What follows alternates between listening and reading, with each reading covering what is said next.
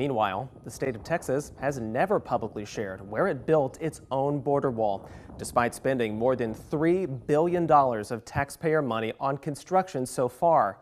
Today, our news partners at the Texas Tribune are out with an in-depth, impressive report showing for the first time exactly where the state has built scattered sections of these barriers. This afternoon, we are joined by one of the reporters who helped lead that project, Zach Despart with the Texas Tribune. Zach, thank you so much for being with us. And I just want to say, first of all, I want to commend you and your team for this impressive work because it is so far-reaching, and we appreciate you being with us today. Of course. Thanks for having me. So as we mentioned there has really been a lack of transparency from the state's end about where it's putting up these pieces of border wall. So talk to us about how you and your team worked to try to confirm where those are exactly.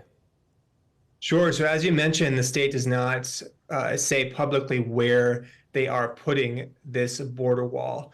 We know that the state so far has put up 50 miles of wall. To figure out where that was, we were able to, by cross-referencing the state contracts for the wall with local land records, able to build our own virtual map of the wall and piece it together. We then confirmed those findings by actually going and physically inspecting the wall pieces in the 6 South Texas counties where we know that Texas is doing construction, those 6 counties between Del Rio and Brownsville, all in South Texas. We did that over the last 6 months. It's a pretty painstaking process because we had to travel along those 300 miles of border to make sure our findings were right. But we did that, and you can see in the map in our story where exactly that wall is. So you went and looked with your own eyes to confirm these pieces of the border wall. So what do the sections of those look like from what you witnessed, and how did Texas choose to put it in those spots? So the 50 miles of wall built to date are not one big contiguous section, but dozens of pieces along those 300 miles.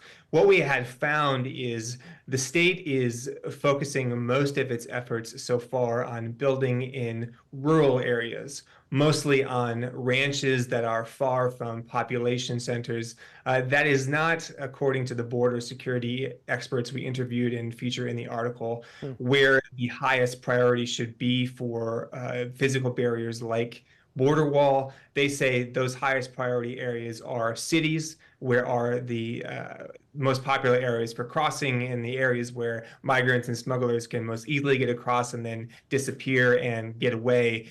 The other major finding of our story is a third of the landowners that the state has approached so far have said they're not interested in having the wall on their property. The state is not using eminent domain. They're not forcing landowners to participate right now. It's just a volunteer program, which is why we believe the state is focusing on the rural areas. That's where you can get the biggest pieces with the fewest amount of landowners to be able to build those large pieces without having that cooperation. Because there are some private landowners that are saying, no, we don't want to put that up on our properties, how is that affecting the maybe future of the state building more border wall throughout the area? That's a great question going forward. So far, the state has built 6% of the 800 miles it wants to build for the wall. That 6% is sparse, as I had mentioned previously. As it gets further and further into this program, that 30% holdout rate is going to be a bigger and bigger problem because it's going to be more difficult to build sections in rural areas where you can sort of work around the holdouts that they've been able to build construction without delays so far. But those holdouts, if that rate continues, are going to be a bigger problem. The other wrinkle here for the legislature next year is Senator Brandon Creighton has filed a bill that would reverse the legislature's position on eminent domain, that would allow them to seize land for the first time for this program. When I talked with him, he had said, look, this is an important program for the state. We've tried for 3 years.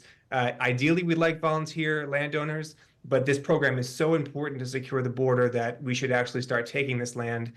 That's how important it is. It will be so interesting to see whether or not that bill has any legs once the session starts in January. But I'm wondering also, what are state leaders telling you about your reporting, their reactions to it, and maybe what some of their future plans might be?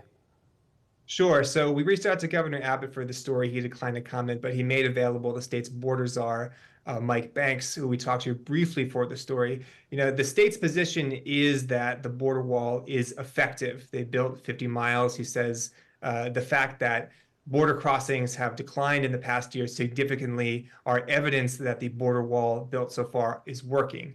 Now, the border security experts we feature in the story said it's not really a great metric to use. While it is true that illegal crossings have declined in Texas in the past year significantly, those crossings have declined across the entire U.S.-Mexico border, not just in the 3 Border Patrol sectors that have Texas wall. So the experts we talked to say it's very difficult to attribute that decline just to the Texas border wall, as the state would like to put forward.